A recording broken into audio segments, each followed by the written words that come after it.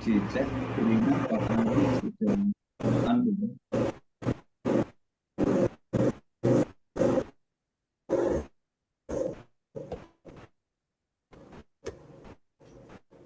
Bagaimana Pak?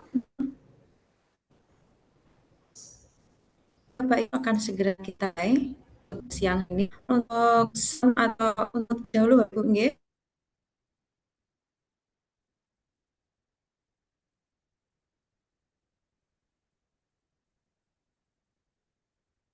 Tetap ceria atau karena tanggal tua mungkin agak sedikit berkerut dan mohon dicek Suara putus-putus Karina. suaranya putus-putus Pak. Iya.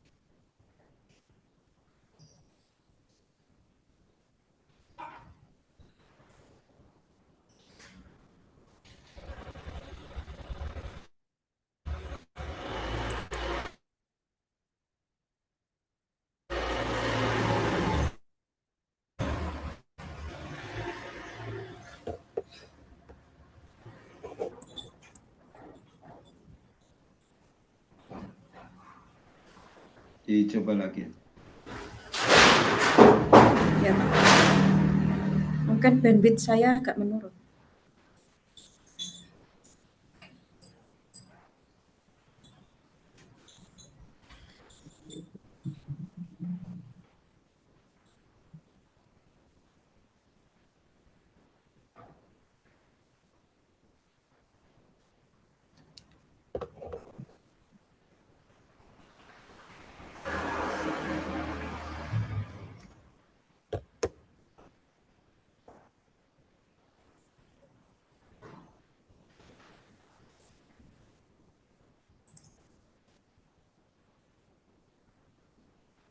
Ya, monggo bisa dimulai.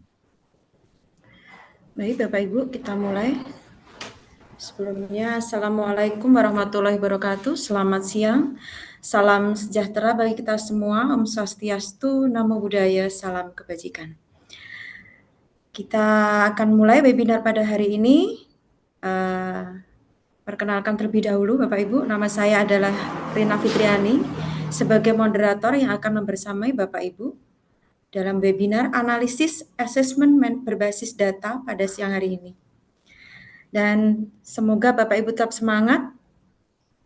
Sebelumnya, saya sekali lagi kami mohon Bapak Ibu untuk mengaktifkan video biar kita bisa berinteraksi dengan lebih keren begitu. Ya, terima kasih Bapak Ibu.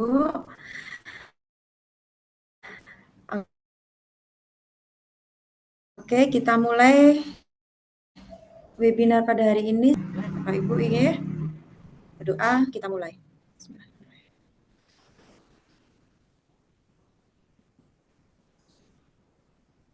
Berdoa selesai. Acara selanjutnya adalah menyanyikan lagu Indonesia Raya dan Maras Ikatan Guru Indonesia. Kemudian untuk audio mohon dinas kami persilahkan.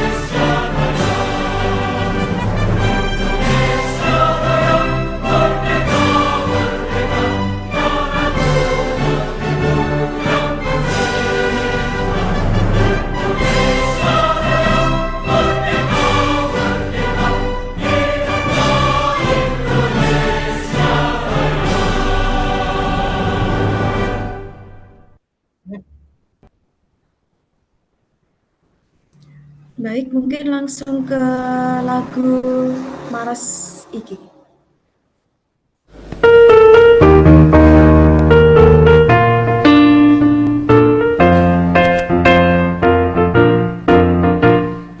Ikatan Guru Indonesia mengemban visi mencerdaskan bangsa, mendidik generasi mulia, menjunjung kehormatan kode etik guru Indonesia.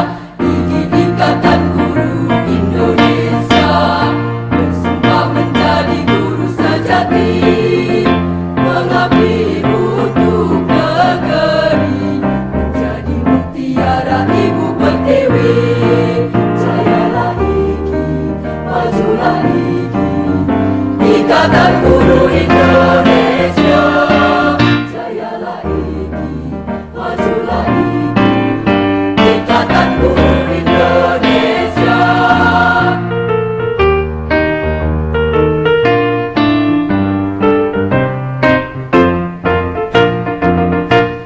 Ikatan Guru Indonesia bermutu jujur dan profesional, menjadi pelopor perubahan, takkan mengajar kalau tidak belajar. Ikatan Guru Indonesia berdepan dalam ilmu, sharing and growing together. Ikatan Guru Indonesia. Jayalah IKI, majulah IKI, Ikatan Guru Indonesia. Jayalah IKI, majulah IKI, Ikatan Guru Indonesia.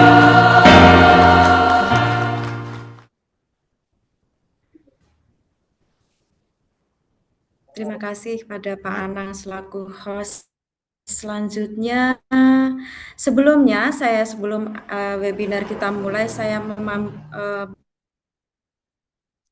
mohon maaf untuk moderator seharusnya adalah Bapak Arifin, tapi beliau berhubung ada halangan sehingga menggantikan beliau. Selanjutnya selamat datang kami ucapkan kepada Ketua Pengurus IGI Wilayah Daerah Istimewa Yogyakarta, Bapak Ari Gunawan SPDSI, dan Ketua IGI Gunung Kidul Bapak Nuruddin Hidayat SPD MPD, dan yang berbahagia dan tetap semangat Bapak Ibu peserta webinar siang hari ini. Acara berikutnya adalah sambutan dari Ketua Wilayah IGI Kabupaten Gunung Kidul kepada Bapak Nuruddin Hidayat, Sarjana Pendidikan, Magister Pendidikan, kami persilahkan. Halo Pak Nur. Terima kasih Bu Rina. Suara saya bisa terdengar? Ya, jelas Pak, terima kasih. Monggo Pak. Assalamualaikum warahmatullahi wabarakatuh. Salam sejahtera bagi kita semua. Yang saya hormati Bapak Ari Gunawan selaku Ketua Pengurus Wilayah Ikatan Guru Indonesia Provinsi DIY beserta jajarannya. Narasumber Bapak Srianta dan moderator Ibu Rina. Rekan-rekan pengurus daerah IGI Kabupaten Gunung Kidul serta seluruh peserta webinar yang saya banggakan. Alhamdulillah segala puji dan syukur kita panjatkan kehadirat Allah SWT karena atas limpahan rahmat dan hidayahnya pada hari ini kita dapat berkumpul secara daring untuk mengikuti webinar dalam rangka memperingati hari ulang tahun ke-15 Ikatan Guru Indonesia. Pada kesempatan yang baik ini, izinkan saya atas nama Ketua Pengurus Daerah IGI Kabupaten Gunung Kidul menyampaikan rasa terima kasih dan apresiasi yang sebesar-besarnya kepada seluruh pihak yang telah mendukung terselenggaranya kegiatan ini. Bapak Ibu yang saya hormati, seiring dengan bertambahnya usia IGI, kita perlu bersyukur bahwa organisasi kita terus berkembang dan memberikan kontribusi nyata bagi dunia pendidikan di Indonesia. Dalam usia yang ke-15 ini, Iki terus berkomitmen untuk meningkatkan profesionalisme guru melalui berbagai program dan inovasi, termasuk melalui acara webinar seperti ini. Dan tema HUT IGI ke-15 adalah persisten bergerak untuk Indonesia.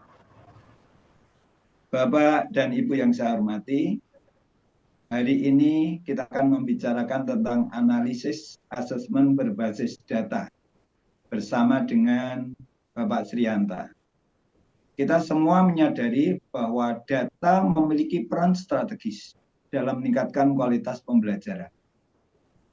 Melalui analisis data yang tepat, guru dapat memahami kebutuhan siswa secara lebih mendalam, merancang strategi pembelajaran yang efektif, dan mengambil keputusan yang berbasis pada bukti. Namun kita akui bahwa kemampuan menganalisis data bukanlah sesuatu yang datang secara otomatis. Jadi dibutuhkan pelatihan, pendampingan, dan pengalaman untuk membuat data menjadi alat yang bermakna bagi peningkatan kualitas pembelajaran. Oleh karena itu, kegiatan seperti ini menjadi sangat penting untuk membekali kita para pendidik dengan wawasan dan keterampilan yang diperlukan. Saya berharap melalui webinar ini kita semua dapat memperoleh pemahaman baru. Kita bisa bertukar pengalaman dan memperkaya diri dengan praktek terbaik dalam analisis asesmen. Semoga ilmu yang kita peroleh hari ini dapat diaplikasikan di tempat kita masing-masing demi kemajuan pendidikan di Indonesia. Akhir kata, mari kita berikan momentum ini sebagai pengingat bahwa guru adalah agen perubahan yang memiliki peran strategis dalam membentuk masa depan bangsa. Dengan semangat kolaborasi dan pembaharuan, kita pasti mampu mewujudkan pendidikan yang lebih baik. Selamat mengikuti webinar dan semoga acara ini berjalan lancar dari awal hingga akhir. Waalaikumsalam warahmatullahi wabarakatuh. Salam IGI, sharing and growing together. Baik, terima kasih Pak Nurudin. Kedepannya semoga kita tetap konsisten untuk sharing and growing together bersama-sama. Kemudian kepada Bapak Ari Gunawan, kami persilahkan memberikan sambutan, harapan, dan himbauan kepada kami. Kami bisa persilahkan Pak. Suara kami terdengar, Bu Rina? Alhamdulillah terdengar Bapak, jelas sekali. Bismillahirrahmanirrahim. Assalamualaikum warahmatullahi wabarakatuh. Waalaikumsalam. Salam IGI, sharing and growing together. Bapak Nurudin Hidayat, Ketua Pimpinan Daerah IGI Kabupaten Gunung Kidul, beserta seluruh tim kegiatan webinar pada kesempatan siang hari ini yang berbahagia. Bapak Ibu peserta yang luar biasa menyempatkan waktu di kesempatan siang hari ini untuk bertemu di dalam forum ilmiah bersama-sama dalam webinar analisis aset berbasis asesmen berbasis data pada kesempatan siang hari ini.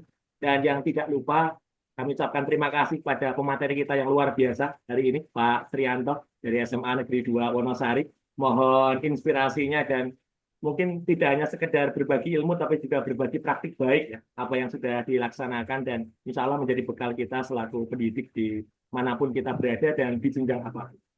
Bapak Ibu peserta webinar yang berbahagia, yang pertama kami mengapresiasi luar biasa setinggi-tingginya kepada teman-teman IGI Gunung Kidul yang telah konsisten menyelenggarakan kegiatan webinar maupun kegiatan berbagi inspirasi yang lain sehingga menjadi tempat kita untuk saling berbagi dan saling tumbuh bersama sesuai dengan visi dan semangat Ikatan Guru Indonesia. Bapak Ibu yang kami hormati, yang pertama kami juga ucapkan selamat Hari Guru Nasional yang beberapa waktu yang lalu 25 September kemarin kita memperingati Hari Guru Nasional. Banyak kabar gembira guru di seluruh Indonesia. Semoga kabar-kabar gembira tadi bisa menjadi penyemangat kita untuk terus menjadi pendidik yang profesional dan terus berjuang di tempat kita mengabdikan diri atau tempat kita mengajar. Bapak Ibu yang kami hormati, tidaknya ada 3 hal yang penting perlu kita maknai sebagai seorang guru. Ada 3 K gitu ya. Kalau kita singkat itu ada 3 K. Yang pertama kemarin disampaikan Pak Menteri Pendidikan Dasar dan Menengah terkait dengan K yang pertama yaitu kesejahteraan.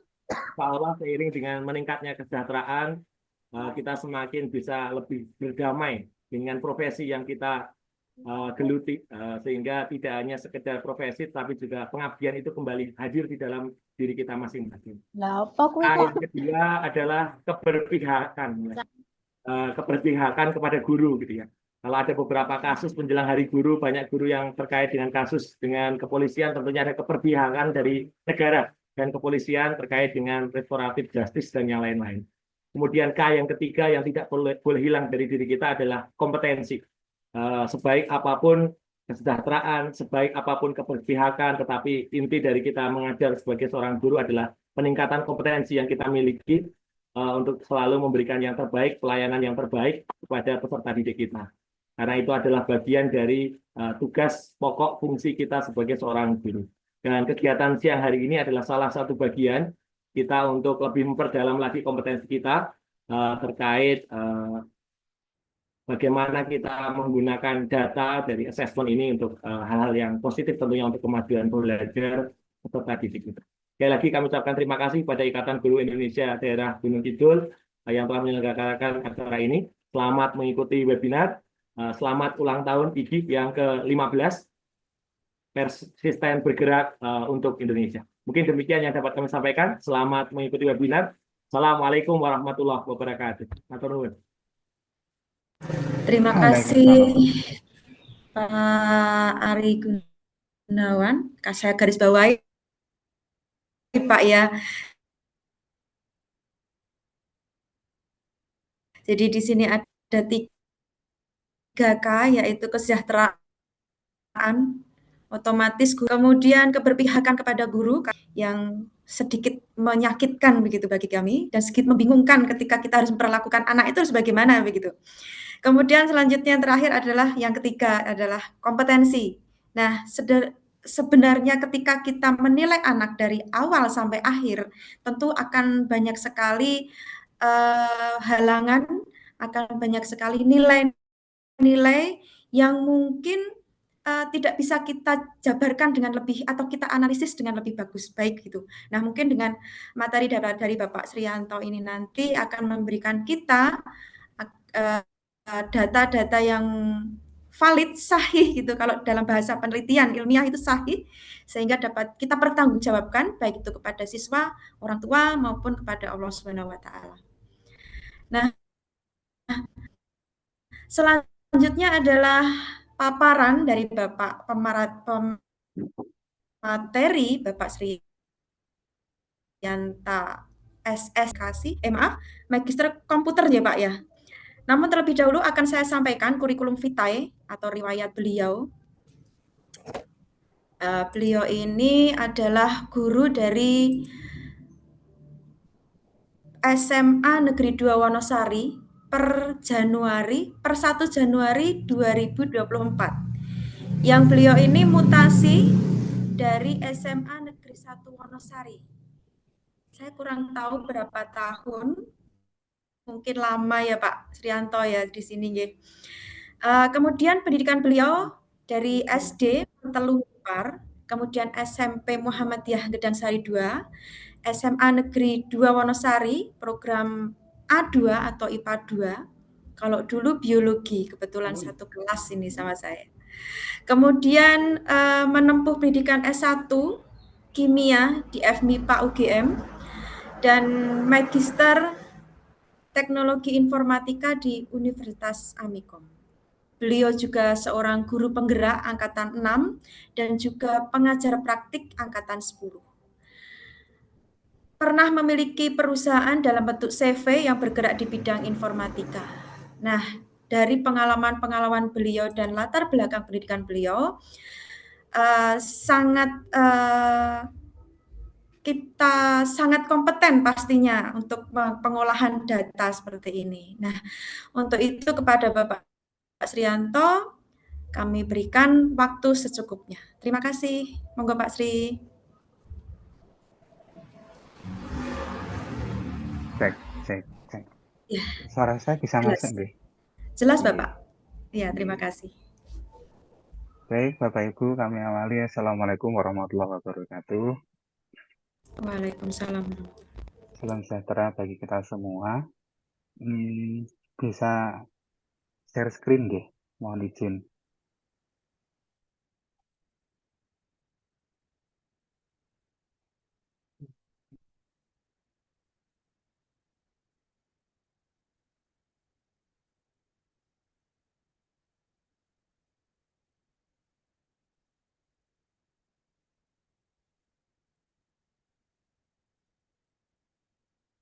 Layar saya sudah kelihatan nggih? Sudah, Pak. Nggih. Baik, terima kasih atas kesempatannya Bapak Ibu sekalian. Selamat Hari Guru. Moto IGI saat ini persisten untuk bergerak. Saya rasa kecepatan kita mungkin berbeda-beda, tetapi ya pokoknya apapun yang terjadi kita harus tetap bergerak maju dan mengikuti semua perubahan, semua perkembangan terkait dengan pembelajaran. Baik Bapak Ibu, judul yang diberikan sangat menarik. Nanti akan kita lihat sedikit demi sedikit, satu demi satu apa yang terkait dengan asesmen, dan sebenarnya manakala kita berbicara tentang asesmen, kita sebenarnya sedang berbicara tentang data, sehingga semua yang ada di asesmen tentu merupakan data. Dan kemudian kementerian menggunakan data juga untuk perbaikan-perbaikan refleksi oleh sekolah lewat rapot pendidikan. Dan kita saat ini sementara membatasi lewat asesmen yang akan kita lakukan lewat kegiatan kita yang mendukung KBM. Baik Bapak Ibu,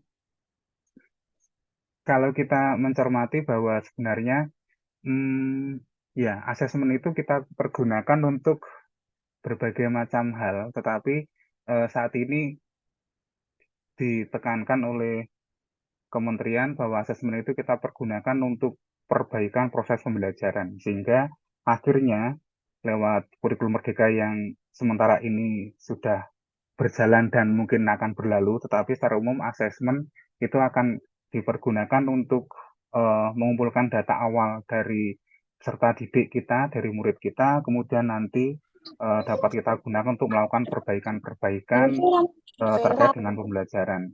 Dan kalau kita cermati, ini berhubungan sekali dengan kompetensi guru, model kompetensi guru yang tercantum dalam Perdirjen 2626 tahun 2023 bahwa kita guru harus memiliki kemampuan untuk refleksi, kemudian berkolaborasi. Nah, asesmen kita gunakan untuk refleksi dari yang sudah kita lakukan, kemudian melakukan perbaikan-perbaikan, dan kemudian perbaikan itu kita terapkan pada pembelajaran, dan akhirnya kita pergunakan lagi untuk asesmen berikutnya sehingga merupakan satu siklus gitu.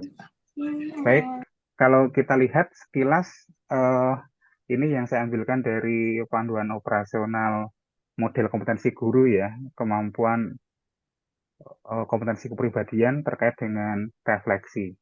Kemudian terkait bagaimana kita bisa melakukan kolaborasi untuk meningkatkan pembelajaran. Sehingga kalau Bapak, Ibu, dan kita semua rasakan selama 2-3 tahun terakhir ini memang dua kompetensi tersebut yang sering ditekankan oleh kementerian agar kita bisa selalu berefleksi dan melakukan kolaborasi.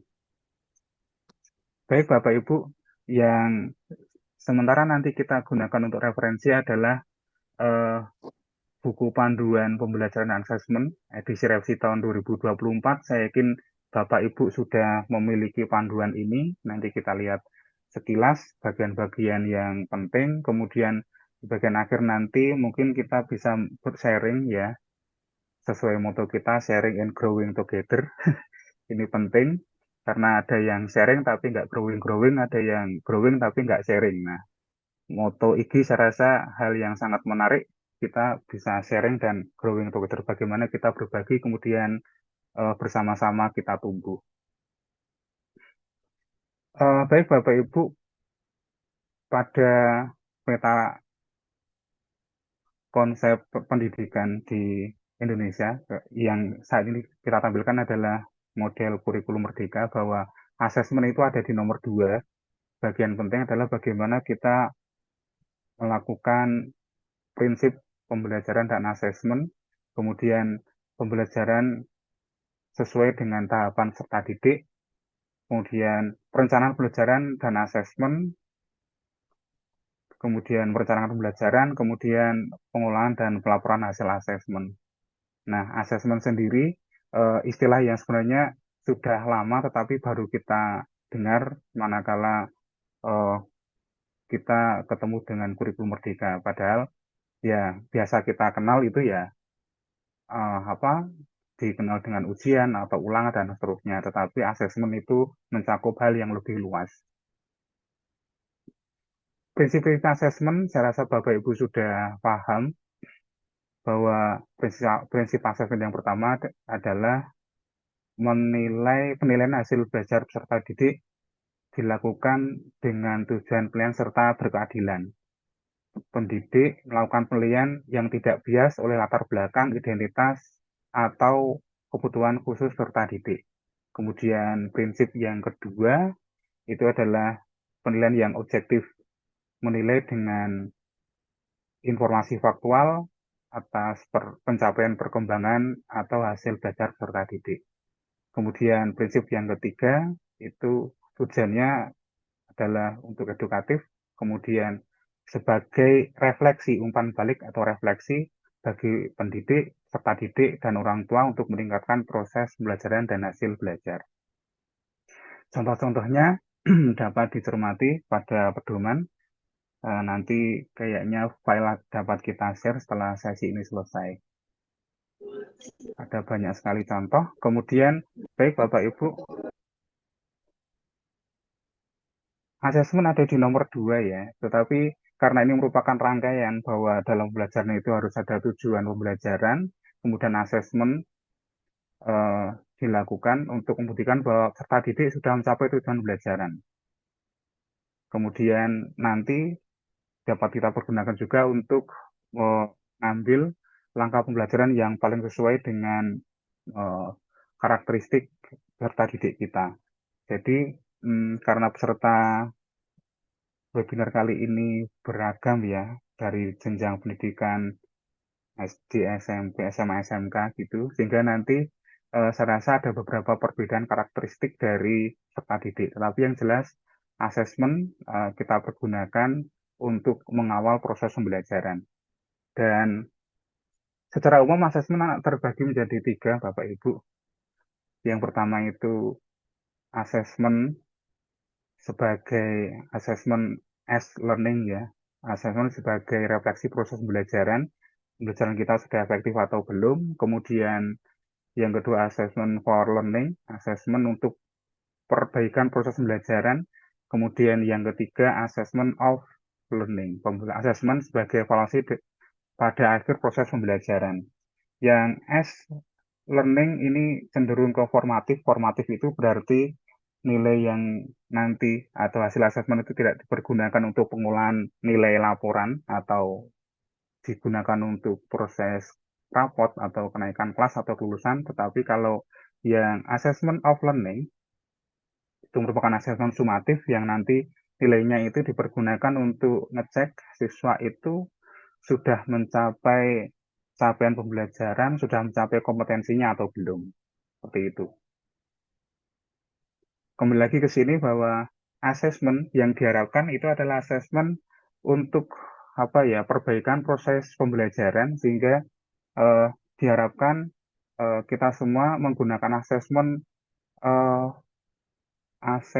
for learning, asesmen untuk proses perbaikan proses pembelajaran. Dan saya rasa hal ini sudah dipergunakan untuk beberapa penilaian kinerja guru yang saat ini aktif di PMM itu adalah bagaimana guru itu menggunakan asesmennya dipergunakan untuk melakukan perbaikan lewat refleksi yang dilakukan. Baik Bapak Ibu, asesmen formatif itu dilakukan untuk memberikan informasi atau umpan balik bagi peserta didik dan pendidik untuk memperbaiki proses pembelajaran. Kemudian ada sumatif, itu untuk memastikan ketercapaian keseluruhan tujuan pembelajaran. Nah, yang sumatif ini yang tadi di bagian awal saya disampaikan dipergunakan nantinya untuk diolah menjadi laporan pembelajaran untuk nilai raport, kenaikan kelas, dan seterusnya. Kemudian asesmen formatif bertujuan untuk memantau dan memperbaiki proses pembelajaran, kemudian mengevaluasi pencapaian tujuan pembelajaran. Asesmen ini dilakukan untuk mengidentifikasi kebutuhan belajar peserta didik, hambatan atau kesulitan yang mereka hadapi, dan juga untuk mendapatkan informasi perkembangan peserta didik. Yang sumatif tujuannya untuk menilai pencapaian tujuan pembelajaran peserta didik sebagai dasar penentuan kenaikan kelas dan atau kelulusan dari suatu pendidikan. Penilaian pencapaian hasil belajar peserta didik dilakukan dengan membandingkan pencapaian hasil belajar peserta didik dengan kriteria ketercapaian tujuan pembelajaran atau KKTP. Perbedaan seperti ini Bapak Ibu. Jadi kalau kita cermati bagian asesmen formatif, itu digunakan untuk mengawasi pembelajaran murid, memastikan perkembangan murid, mengecek pemahaman, kemudian untuk murid untuk evaluasi pembelajaran sendiri, membangun pengetahuan, mengidentifikasi kekuatan dan kelemahan, meningkatkan kemampuan. Kemudian sumatif itu untuk mengukur apakah murid sudah memenuhi capaian pembelajaran, kemudian meningkatkan pengajaran dan pembelajaran selanjutnya. Untuk murid, memahami performa di akhir unit pembelajaran, kemudian memahami apakah mereka sudah memenuhi capaian pembelajaran dan sejauh mana sudah mencapai akhir unit pembelajaran.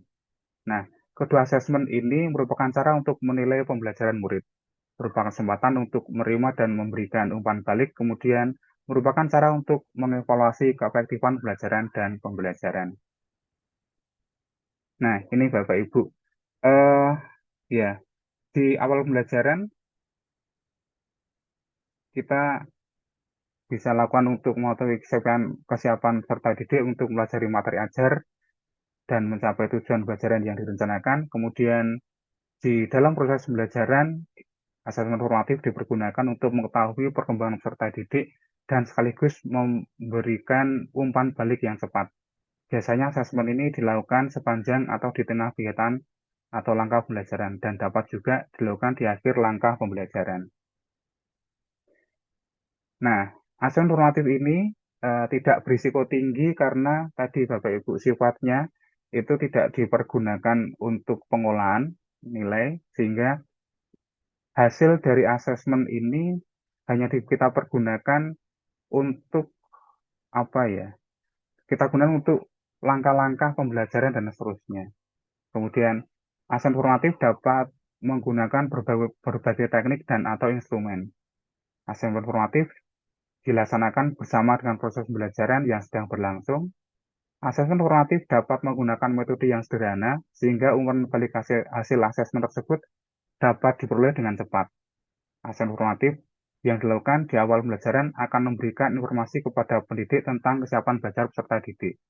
Instrumen asesmen yang digunakan dapat memberikan informasi tentang kekuatan dan hal-hal yang masih perlu ditingkatkan oleh peserta didik. Nah, Bapak Ibu, asesmen formatif ini yang dulu sempat kita pernah dengar yang namanya asesmen diagnostik yang kemudian diganti menjadi asesmen awal.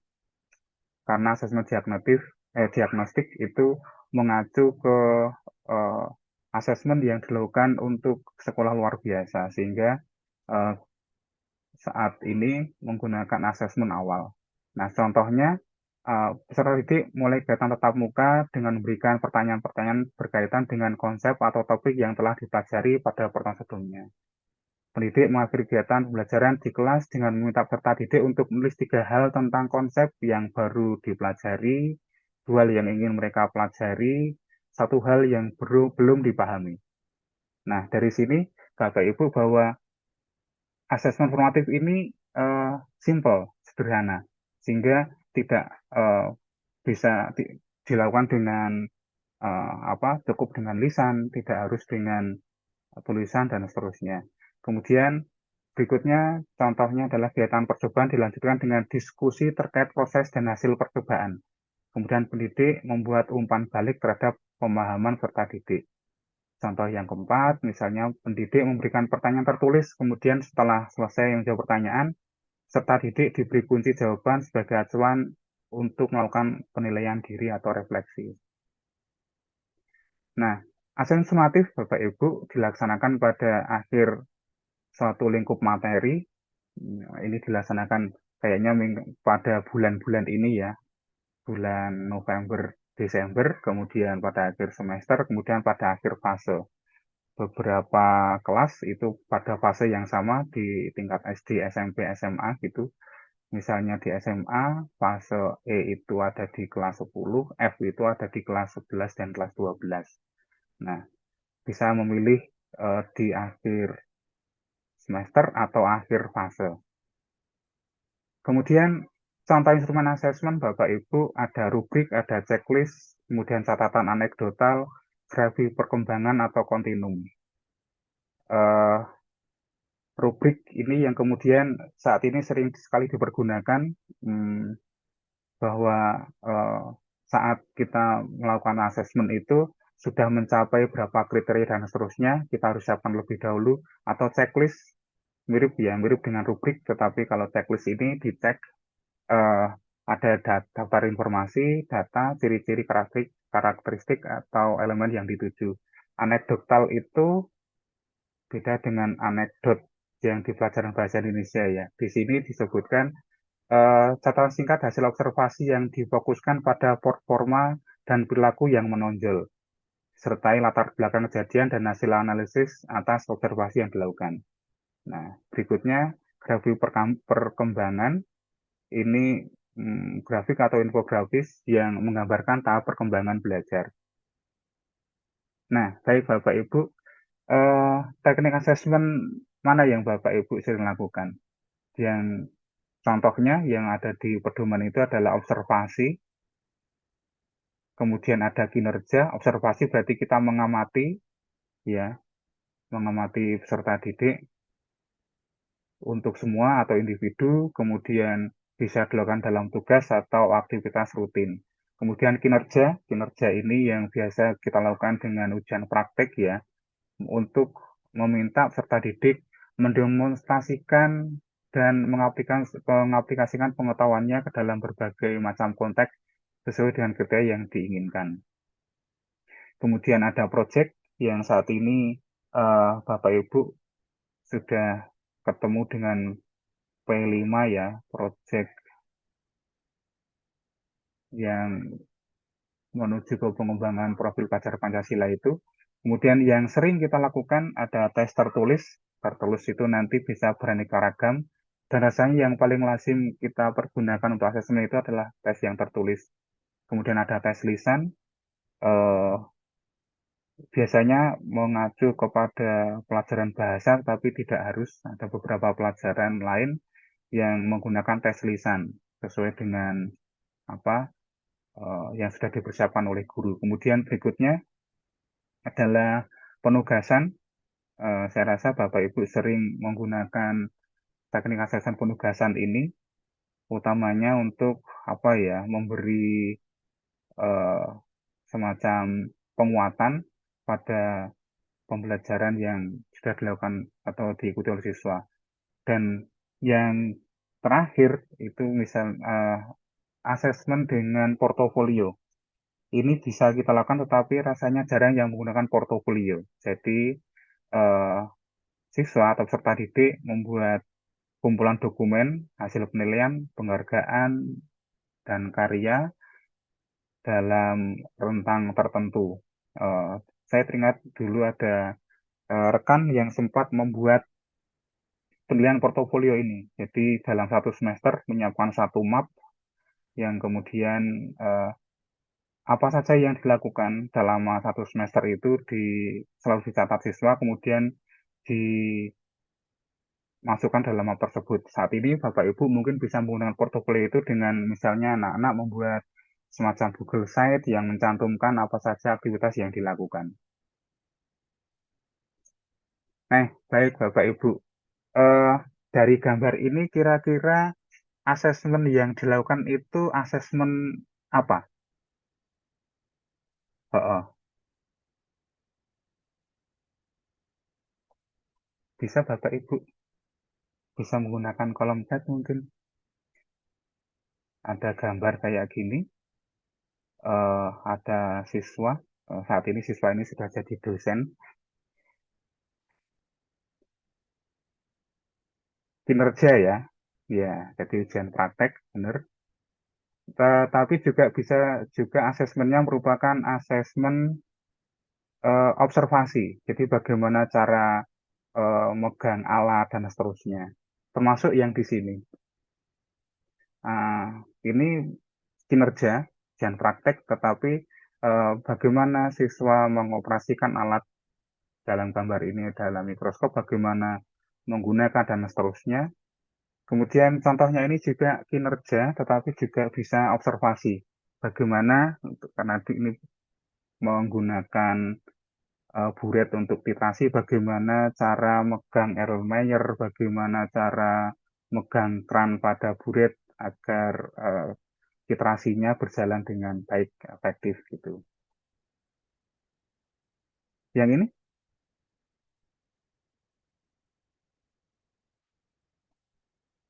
kinerja atau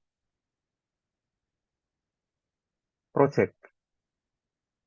Iya, jadi bisa masuk ke project, tetapi ini ada aktivitas dalam satu kegiatan selama beberapa jam pelajaran, kemudian anak diminta untuk membuat sesuatu, kemudian setelah selesai diminta untuk mempresentasikan dan menunjukkan.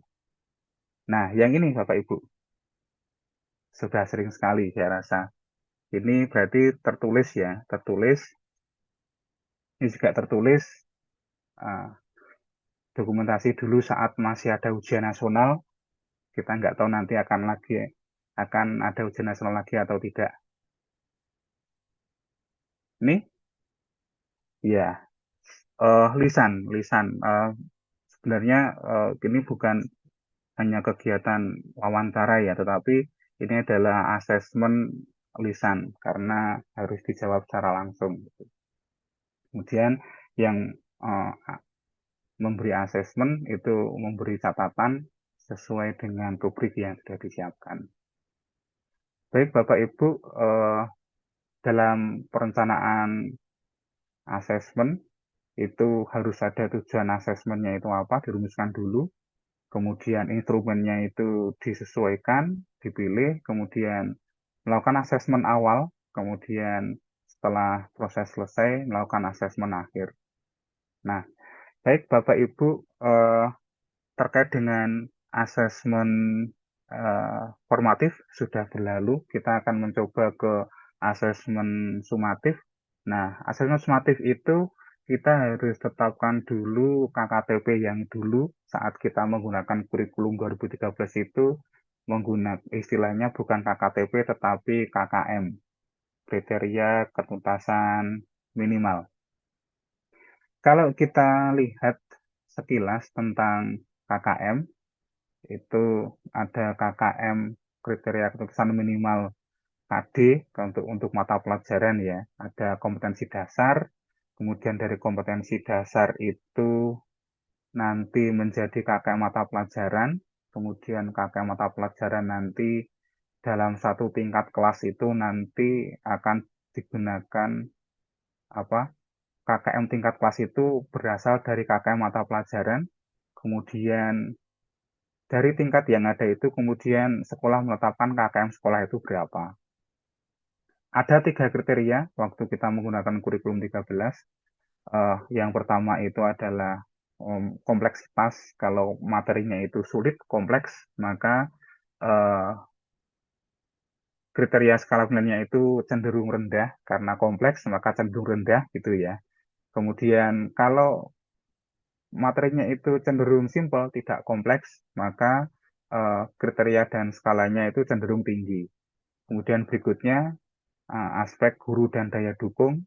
Seandainya gurunya sudah profesional, kemudian daya dukung yang berada di sekolah ataupun yang dimiliki oleh peserta didik atau siswa itu tinggi, maka ya eh, mendukung untuk memberi skor penilaian yang tinggi juga.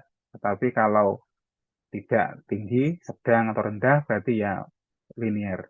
Kemudian berikutnya adalah intake peserta didik. Ini bisa menggunakan kalau kelas tingkat yang lebih tinggi bisa menggunakan nilai dari tingkat di bawahnya yang lebih rendah gitu.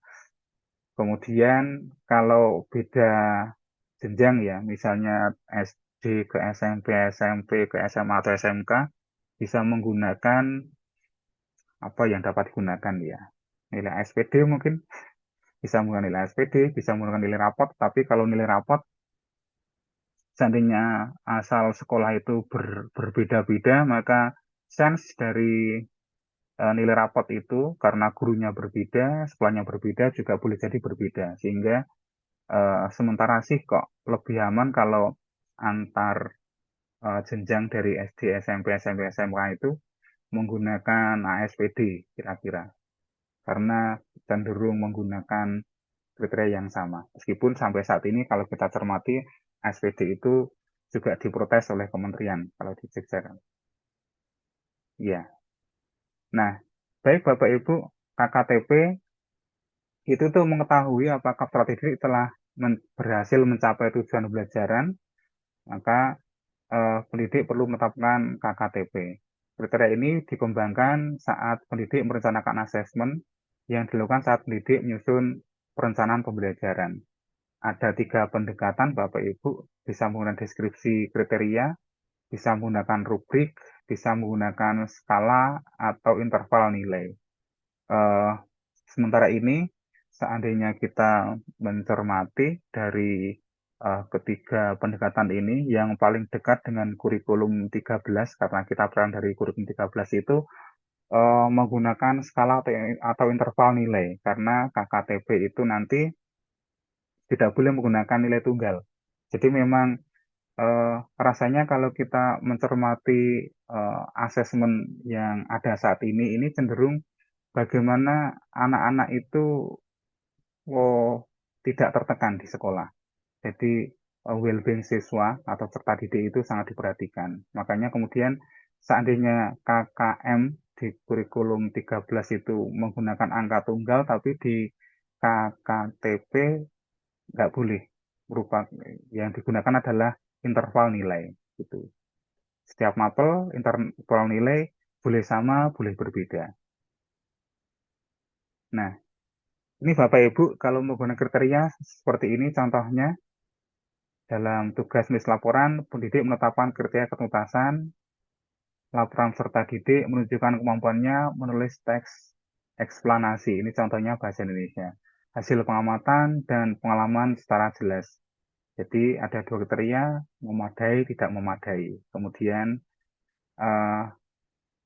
bisa mencapai tujuan pembelajaran jika minimal 3 kriteria. Maka seandainya di contoh ini tidak memadainya itu yang memadai itu baru ada 2, maka perlu dilakukan intervensi agar pencapaian peserta didik ini bisa diperbaiki. Yang kita biasa mengenal istilah yang lama adalah dengan remedial. Berarti yang tidak memadai saja yang perlu diintervensi gitu. Kemudian yang rubrik ini yang sering saat ini dipergunakan Bapak Ibu, istilahnya adalah berkembang, kemudian baru berkembang, layak, cakap, mahir. Kalau di P5 di project itu ada yang sudah mulai berkembang dan seterusnya itu menggunakan rubrik. Kemudian ini lanjutan rubrik. Kemudian yang menggunakan interval nilai Bapak Ibu sudah mencapai tujuan pelajaran itu seandainya nilainya 61 sampai 80, sebentar. 0 sampai 20 belum mencapai, kemudian 21 sampai 40 belum mencapai, perlu remedial, 41 sampai 60 hampir mencapai tujuan pembelajaran, perlu remedial, 61 sampai 80 sudah mencapai tujuan, 81 sampai 100 sudah mencapai tujuan pembelajaran, perlu tantangan lebih atau pengayaan. Baik Bapak Ibu, kalau ini kurikulum KKM-nya adalah, iya benar berapa Bapak Ibu? Kalau ini kurikulum 13, KKM-nya adalah 61 karena batas mencapai tujuan pembelajarannya adalah 61 gitu. Ya. Kemudian nanti dari pendekatan interval ini bisa digunakan pembukutan, kemudian nanti bagian nilai akhirnya itu akan jadi nilai berapa gitu. Contohnya ini Bapak Ibu, laporan menunjukkan, ini bahasa Indonesia lagi ya, menunjukkan kemampuan penulisan teks eksplanasi, sudah muncul berapa unsur, kemudian nanti dikalikan, berarti kalau 4 ini dikalikan dengan berapa, akhirnya kemudian nanti kalau totalnya ini 5 dikalikan 1, 2, 3, 4, ada 20, nah ini maksimal dari penghitungan ini ada 14/20, sehingga nilainya adalah 70, kayak gitu. Nah, yang baru pada pedoman 2024 hasil revisi itu adalah menggunakan persentase. Jadi ada berapa persen dari capaian peserta didik atau siswa dalam mencapai indikatornya. Sebenarnya kalau kita mencoba memahami revisi dari buku panduan penilaian dan pembelajaran asesmen itu adalah ada hal-hal yang sebenarnya tadinya belum tercantum kemudian ditambahkan di situ. Jadi misalnya pendekatan persentase ini yang sebelumnya di pedoman sebelum revisi 2024 itu belum tercantum. Kemudian mengolah hasil asesmen ada 4 kriteria, misalnya contohnya adalah MAPEL IPAS, fase C itu berarti ini di SMP ya. SMA SMK itu ya. Perlu bimbingan itu 0 sampai 60, cukup 61 sampai 70, baik 71 sampai 80, sangat baik 81 sampai 100. Kemudian ada contoh lain, ada bukti atau evidence dari tujuan belajarnya mampu menguraikan manfaat sumber energi, itu perlu bimbingan 0 sampai 60 dan seterusnya. Revisi pada 2024 pada panduan pembelajaran dan asesmen, angka-angka ini sudah dihilangkan Bapak Ibu. Angka-angka ini dihilangkan. Berarti nanti yang muncul pada revisi 2024 itu hanya ada deskripsi perlu bimbingan, cukup, baik, sangat baik. Tidak ada angkanya ini. Kira-kira kenapa Bapak Ibu? Kenapa angka ini dihilangkan? Jadi memang kalau kita sendiri yang mengolah, kita tahu, oh perlu bimbingan itu ya 0 sampai 60. Cukup itu 61 sampai 70, baik 71 sampai 80 dan seterusnya. Tapi yang dirilis itu tanpa angka. Saya pribadi mencermati, mungkin Bapak Ibu punya pendapat lain, ini lagi-lagi agar well-being siswa itu terjaga. Nah, karena kalau nanti nilainya segitu, itu kan kemudian anggap, oh ternyata saya nggak tahu, saya nggak bisa dan seterusnya nilai saya jelek. Tapi kemudian manakala yang muncul hanyalah deskripsinya, berarti anak-anak itu cenderung, oh perlu bimbingan gitu. Meskipun kita yang mengolah nilai itu tahu, oh sebenarnya ini dia belum tuntas, belum mencapai KKTP gitu. Gitu. Jadi di revisi 2024 itu yang ada angka-angkanya ini dihilangkan. Termasuk yang ada di sini, hasil asesmen ini yang ada angka-angkanya ini dihilangkan semua. Jadi yang muncul pada revisi 2024 itu hanya muncul baik, perlu bimbingan, sangat baik, cukup, kayak gitu. Kemudian kolom nilai ini juga tidak muncul. Lagi-lagi rasanya ini membuat agar siswa itu nanti tidak apa ya, merasa tertekan gitu ya, karena nilai yang diperoleh itu tidak sesuai dengan harapan. Oke. Nah, kemudian untuk mengolah capaian tujuan pembelajaran jadi nilai akhir itu yang dipergunakan itu tidak hasil akhir, tetapi pertujuan pembelajaran. Jadi meskipun nilainya itu bagus, katakanlah kita menggunakan KKM atau KKTP-nya 75 misalnya, batas paling akhir 75, itu eh, tidak dipergunakan, yang dipergunakan tidak yang hasil akhir, tetapi dari TP, per tujuan pembelajaran. Oh, berarti anak ini eh, dia ada satu yang tidak mencapai tujuan pembelajaran, ya tidak mencapai. Kemudian ada dua dan seterusnya. Nah, ini yang nanti kemudian dipergunakan oleh sekolah untuk menentukan KOS, kurikulum operasional sekolah. Jadi anak itu, siswa itu nanti bisa naik kelas, tidak bisa naik kelas itu syarat maksimal tidak mencapai KKTP itu ada berapa tujuan pembelajaran kayak gitu. Nah, kemudian yang paling aman Bapak Ibu ini contoh alternatif untuk penentuan predikat ketuntasan. Jadi katakanlah kita masih menggunakan KKM ya, KKM-nya itu berapa, maka 100 itu nilai maksimal, dikurangi KKM dibagi 3. Ini untuk memunculkan kriterianya. Kriterianya itu dia cukup, baik atau sangat baik, karena di bawah KKM itu nanti harus remedial gitu. Contohnya kayak gini, KKM-nya ini 60. Nah, 60 itu dibagi 3. 60 sisanya itu berarti 40 ya. 40 dibagi 3. Itu nanti dibulatkan sampai 60 itu belum mencapai ketuntasan, kemudian 61 sampai 80 sudah mencapai ketuntasan, 81 sampai 100 sudah mencapai ketuntasan, perlu pengayaan. Kemudian contoh yang kedua ini KKM-nya 67. 67 berarti sisanya berapa dari 100? 30, 33 ya. 33 dibagi 3, 33 dibagi 3, itu kemudian nanti mau ketemu dengan interval seperti ini.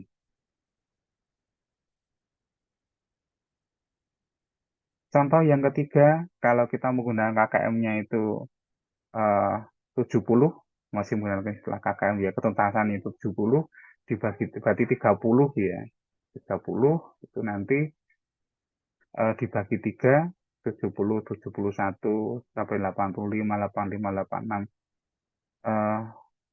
sudah mencapai ketuntasan, 86 sampai 100 sudah mencapai ketuntasan, perlu pengayaan, dan seterusnya. 3 kriteria ini Bapak Ibu yang dipergunakan, perlu bimbingan itu jika masih di bawah KKM setelah kita yang lama, cukup itu sudah mencapai, baik itu sudah menuntaskan sebagian besar indikator, sangat baik sudah mengikuti pelajaran dan diberikan pengayaan atau tantangan lebih, ini yang sangat baik. Kemudian untuk pengolah capaian tujuan pembelajaran menjadi nilai akhir, itu dicek sudah pada level berapa, kemudian ini yang kemudian dijumlahkan, kemudian indikatornya itu nanti anak ini sudah mencapai banyak atau belum gitu. Nah, baik Bapak Ibu, ini yang kemudian asesmen sumatif yang dilakukan. Sekolah nanti bisa menentukan sendiri kriterianya sesuai dengan kesepakatan rapat dewan pendidik itu. yang sebenarnya kayaknya hampir semua sekolah itu eh, lebih mengikuti apa yang sudah dibuat atau yang sudah dibuat perencanaannya oleh tim kurikulum biasanya. Sumatif 1, 2, 3 itu berapa, kemudian sumatif akhirnya itu berapa, kemudian akhir semester yang biasanya dilakukan sekolah itu berapa, diolah jadi nilai rapotnya berapa. Nah, ada sekolah yang menetapkan nilai rapot itu 3 kali lingkup materi ditambah dengan akhir semester dibagi 4. Ini diambil, kenapa hal ini diambil, karena rasionalnya kalau kita menggunakan ini di rata-rata, artinya rata-rata lingkup minat, lingkup materi ini sudah di rata-rata dengan nilai akhir, itu kurang fair, dianggap kurang fair karena yang paling tahu kegiatan atau kompetensi siswa di kelas itu adalah gurunya, dan paling apa ya, yang paling mencerminkan proses itu ya lewat sumatif lingkup materi, sehingga nilai akhir semester, sumatif akhir semester itu hanya diberi beban 1. Tuh. Nanti lagi-lagi sekolah bisa menentukan, menyepakati akan seperti apa formulanya, karena sekolah diberi kemerdekaan untuk menentukan nilai rapot. Tuh. Contohnya seperti ini, Bapak Ibu, sumatif lingkup materi ini menggunakan persentase ya, menggunakan persentase 20, 20, 20, 40, nilainya jadi berapa gitu. Kemudian kenapa menggunakan pembobotan, nanti di bagian berikutnya akan kita ketahui. Jadi kalau materi itu nanti merupakan hal yang berurutan, maka menggunakan pembobotan. Tetapi kalau materi pertama dan yang lain itu sama sekali terpisah, tidak ada hubungannya, maka bisa diambil opsi rata-rata gitu. Yang menggunakan pembobotan berarti bagian paling penting itu diberi bobot lebih gitu. Dan ini lagi-lagi Bapak Ibu guru yang lebih memahami dari karakteristik materi yang disampaikan. Kemudian pakai persentase,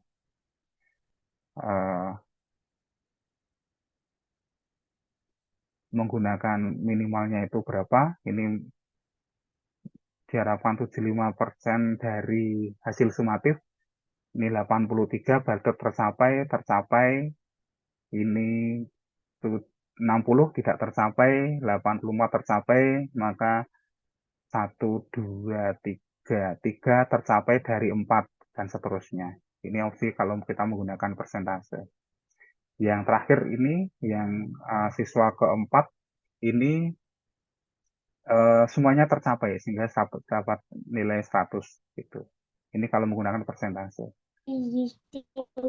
Ya, yang rata-rata seperti ini Bapak Ibu, biasa di rata-rata dari 4 nilai di rata-rata dibulatkan dengan 0 digit desimal. Ini Bapak Ibu, opsi rata-rata dipilih dengan tentuan karakteristik materi bersifat lepas pada tujuan pembelajarannya. Jadi tidak berhubung satu dengan yang lain. Nah, opsi pembobotan dan persentase dipilih dengan ketentuan materi pembelajaran bersifat progresif atau berkaitan langsung. Gitu. Contohnya tadi sudah kita lihat di depan. Kemudian untuk mengolah data kualitatif itu nanti terampil. Ini ada 5 kali sumatif. Kemudian nilai semesternya terampil pada apa bagian mana, kemudian belum mampunya di bagian mana, dan seterusnya. Kemudian siswa berikutnya terampilnya itu sudah ada di satu bagian, yang lain perlu bimbingannya itu ada beberapa hal. Bapak Ibu yang mahir bermain menggunakan spreadsheet, saya rasa bisa membuat formula untuk apa ya, membuat narasinya ini bisa jadi satu gitu. Ya, cukup dengan melihat narasi yang ada di masing-masing komponen. Ini contoh berikutnya, terampil. Nah, untuk capaian kompetisi pada rapat ada 3 opsi berdasarkan capaian pembelajaran atau ATP, atau poin-poin penting dari materi. Ketiganya boleh dipergunakan. Nah, baik Bapak Ibu, untuk kenaikan kelas itu dilakukan dengan mempertimbangkan laporan kemajuan belajar yang mencerminkan pencapaian serta didik pada semua materi pelajaran dan ekstrakurikuler serta prestasi lain selama 1 tahun ajaran. Kemudian untuk menilai pencapaian hasil belajar serta didik sebagai dasar penentuan kenaikan kelas dapat berdasarkan penilaian sumatif. Penilaian pencapaian hasil belajar serta didik untuk kenaikan kelas dilakukan dengan membandingkan pencapaian hasil belajar serta didik dengan kriteria ketercapaian tujuan pembelajaran. Pembelajaran terdiferensiasi sesuai tahap capaian serta didik menjadi salah satu praktik yang dianjurkan dalam kurikulum Merdeka. Ini referensinya masih di kurikulum Merdeka. Penggunaan fase dalam capaian pembelajaran adalah salah satu alasan mengapa peserta didik dapat terus naik kelas bersama teman-teman sebagainya meskipun ia dinilai belum sepenuhnya mencapai kompetensi yang ditetapkan dalam CP di fase sebelumnya atau tujuan pembelajaran yang ditargetkan untuk dicapai pada kelas tersebut. Jadi, contohnya ada peserta didik yang belum tuntas pada beberapa TP, tetapi dapat dipertimbangkan naik ke kelas berikutnya dengan pendampingan tambahan untuk menyelesaikan tujuan pelajaran yang belum tercapai atau belum tuntas. Ini contoh-contoh isu dan reason pertimbangan yang dapat diambil sekolah. Nah, menurut pengalaman ini yang unik karena manakala ditetapkan naik dengan pendampingan gitu, pada prakteknya ya memang harus selalu diperkuat karena terkadang terus kelupaan tidak didampingi gitu. Nah, baik Bapak Ibu, di mekanisme kenaikan kelas, satuan pendidikan memiliki keluasan untuk menentukan kriteria kenaikan kelas. Penentuan kenaikan kelas dilakukan dengan mempertimbangkan laporan kemajuan belajar yang mencerminkan pencapaian peserta didik pada semua mata pelajaran, proyek penguatan profil pelajar Pancasila, ekstrakurikuler serta prestasi lain selama 1 tahun ajaran. Kemudian, ini Bapak Ibu, yang kemarin rasanya sempat rame, ini yang menarik, karena opsi tidak naik kelas menjadi pilihan paling akhir. Makanya tadi ada klausul, meskipun siswa itu belum mencapai TP tertentu gitu, tetap bisa naik kelas dengan catatan ada pendampingan. Gitu. Nah, ini rasanya mungkin PR ya untuk kementerian nanti, akankah klausul ini masih tetap ada di situ atau mungkin ada revisi? Ya, karena memang akhirnya dengan cara seperti ini, ya akhirnya semangat belajar peserta didik itu ya agak berkurang karena sangat serius, biasa-biasa saja dan tidak serius sama-sama nanti naik kelas gitu. Ini ada contoh kriteria kenaikan kelas Bapak Ibu, misalnya menyelesaikan seluruh program pembelajaran, persentase kehadiran minimal berapa persen dalam setahun, berisi kegiatan ekstrakurikuler pramukaan minimal baik, kemudian mengikuti rangkaian kegiatan P5, tidak memiliki lebih dari 5 mata pelajaran yang masing-masing tercapainya di bawah 50% dari seluruh TP tadi, bahwa KKTP itu tidak pada nilai akhir tetapi pada komponennya. 14. Baik Bapak Ibu, lanjut itu tadi teori-teori ya. Sekarang kita lihat bahwa sebenarnya pada asesmen itu kita pergunakan untuk refleksi, untuk perbaikan pada asesmen berikutnya. Saya gunakan contoh, ya ada kebetulan ini mapel yang saya ampu ya. Ada siswa dapat indikator soalnya perlu direvisi. Ini siswa mengidentifikasi apa-apa, kemudian kita rancang tingkat kesukarannya itu sedang, kemudian ranah dari taksonomi Bloom itu pada C1, C2, C3, dan seterusnya. Nah, kemudian dari yang sudah ada itu kita buat asesmen, kemudian dari asesmen, ini berarti asesmen sumatif ya Pak Bu, karena kalau asesmen yang formatif itu di bagian awal, kita bisa ngecek bagaimana anak itu sudah memahami materi sebelumnya atau belum. Nah, ini yang asesmen sumatif. Kemudian saat ini kebanyakan yang dilakukan itu menggunakan asesmen itu hanya digunakan untuk ngambil nilai, Padahal mengacu ke tadi model kompetensi guru sesuai Perdirjen 2626, kita bisa pergunakan ini untuk refleksi. Dan sebenarnya saat kita dulu menempuh pembelajaran ya, saat kita kuliah gitu, bahwa setiap kali asesmen itu kita diminta untuk ada analisis fitur soal dan seterusnya. Itu yang saat ini rasanya kurang dilakukan, karena itu tadi fokusnya adalah bagaimana kita ngambil nilai. Saya gunakan aja contoh, ini biasa nilai-nilainya bertebaran kayak gitu. Nah, kita mulai kayaknya penting untuk menggunakan statistik Bapak Ibu. Jika seandainya Bapak Ibu menggunakan beberapa aplikasi untuk asesmen, untuk ulangan ya, itu nanti kita bisa buat hasil dari yang dilakukan siswa itu nanti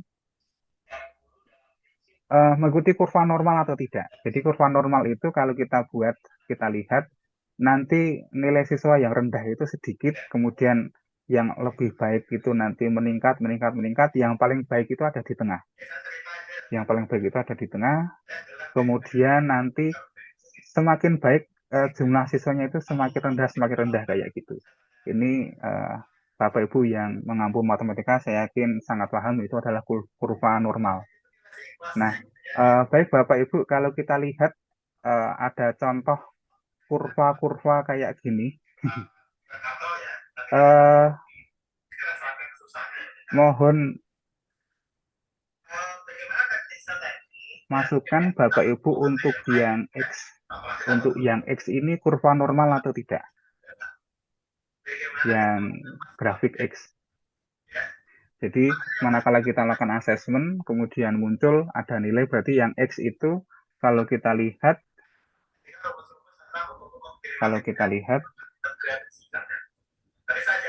saya perlu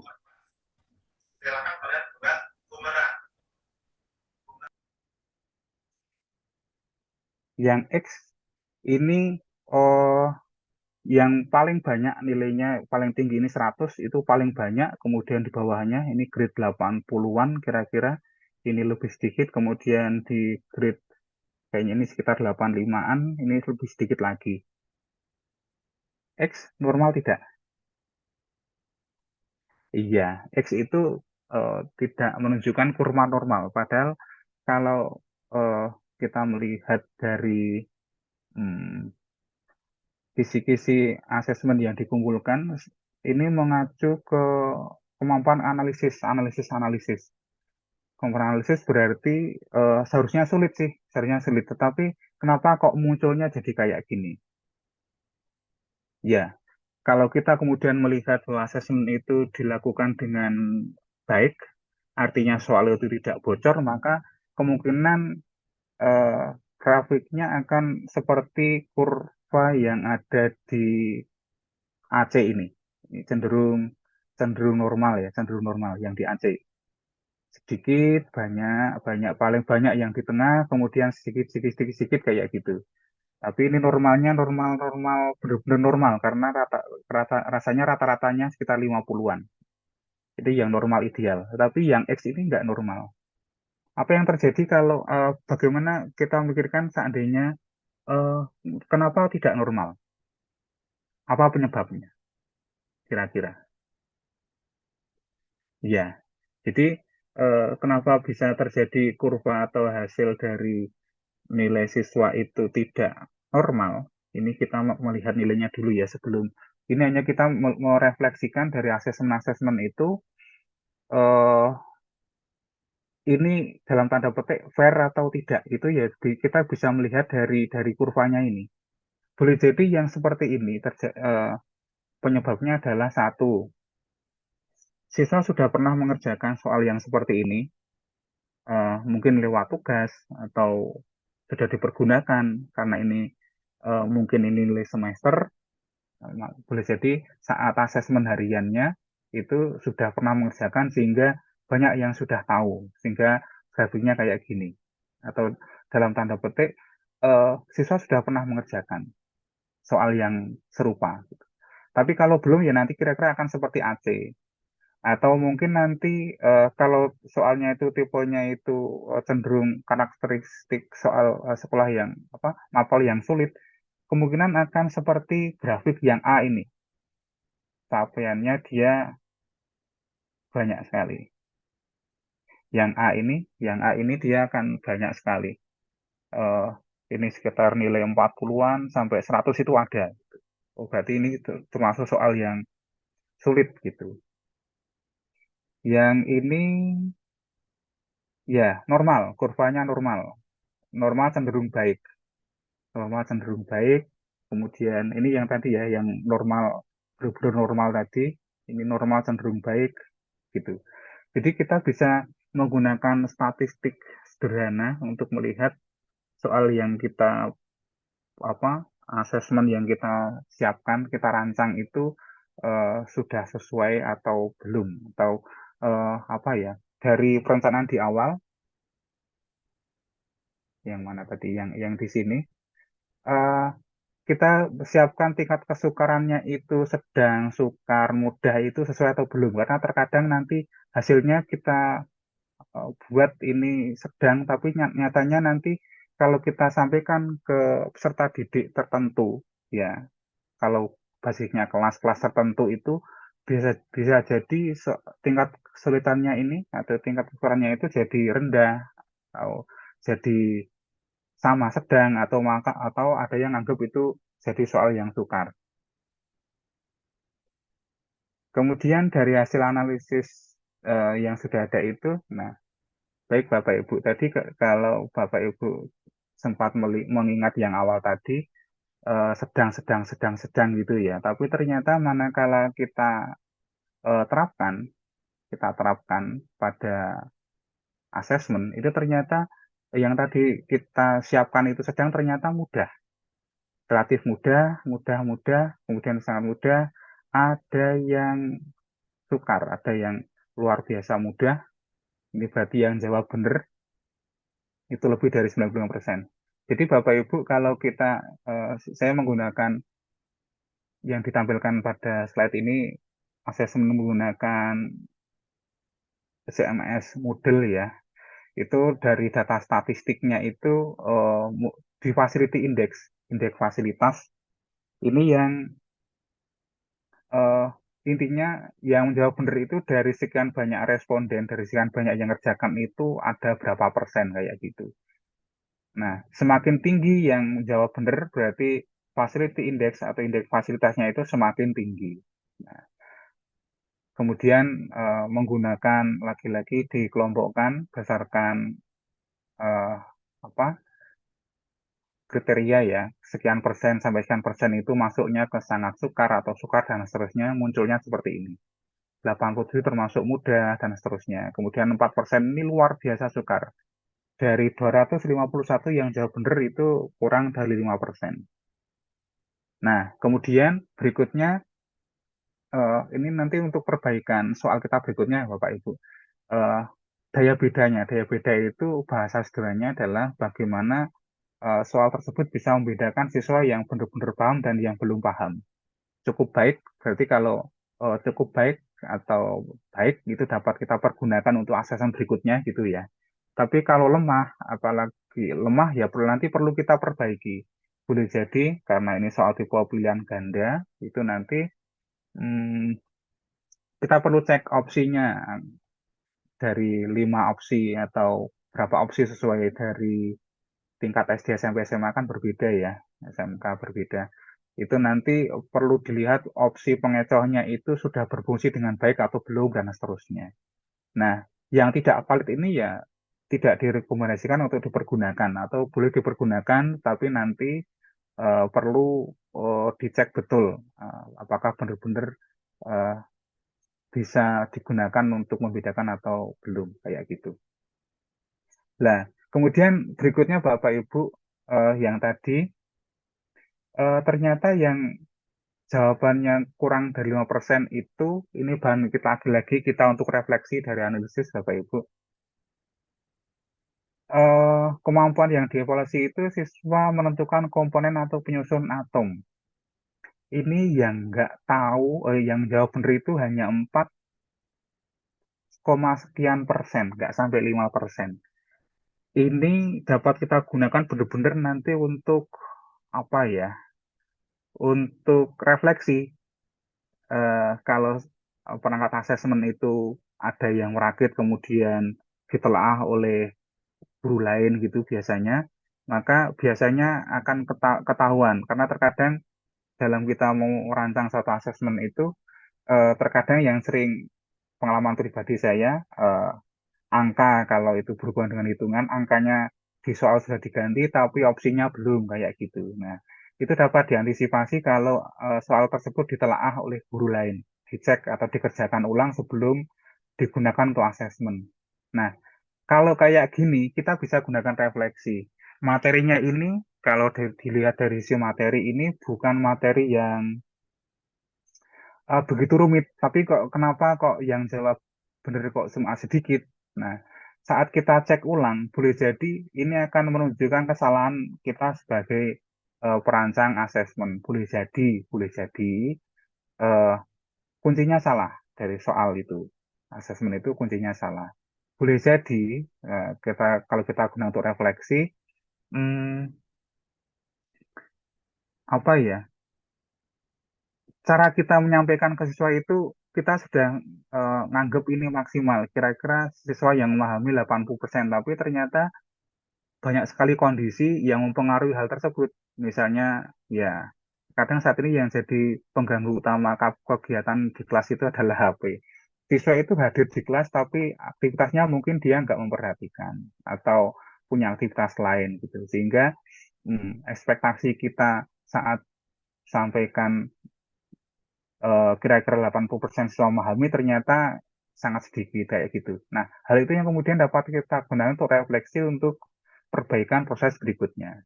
Itu Bapak Ibu. Nah, dari soal-soal yang kayak gini, ini ternyata ya lagi-lagi ini kita guna untuk refleksi, refleksi. Oh ini sulit, sulit, sulit, sulit, sulit. Oh berarti kemarin kita menggunakan strategi apa itu kayaknya kurang tepat kita gunakan untuk mengganti strategi dan seterusnya. Nah, refleksi kayak gini karena ini merupakan asesmen sumatif ya kita lakukan untuk tahun pelajaran berikutnya kayak gitu. Tapi ini kebetulan asesmen akhir semester ya, berarti tahun pelajaran berikutnya. Tapi kalau kita lakukan asesmen formatif setiap kali selesai KBM, kita ngecek biasanya kita meluangkan waktu 5 sekitar 5 menit lah. Apa yang kita pelajari hari ini dan seterusnya, apa yang sudah baik, apa yang perlu ditingkatkan kayak gitu, kita gunakan untuk refleksi. Nah, itu pertanyaan lisan, dijawab juga dengan lisan, dan itu tidak kita nilai ya, tidak kita nilai untuk diolah jadi nilai rapot, itu nanti dapat uh, dipergunakan untuk tadi memperbaiki proses berikutnya, gitu, memperbaiki proses berikutnya. Nah, kemudian dikelompokkan sesuai dari TP-nya. Oh, ternyata dari sekian dari asesmen semesteran itu, asesmen akhir semester, itu ternyata yang perlu banyak peningkatan itu adalah tentang nanomaterial, karena hanya mencapai 55%. Yang lain itu sudah bagus, kayak gitu. Baik, Bapak Ibu, ini hanya sedikit tambahan. Saat ini kalau kita menggunakan soal pilihan ganda itu kan jawabannya dari 5 pilihan. Asumsi saya ini SMA, ada pilihan A, B, C, D, E. Eh, jawabannya yang satu, yang benar hanya satu. Yang lain, jawab yang lain itu tidak apa ya, tidak ada poin, tidak ada poin pengurangan. Tetapi kita bisa mencoba alternatif pilihan ganda kompleks. Artinya kalau ada 5 pilihan A, B, C, D, E, maka kelimanya itu dapat kita pilih.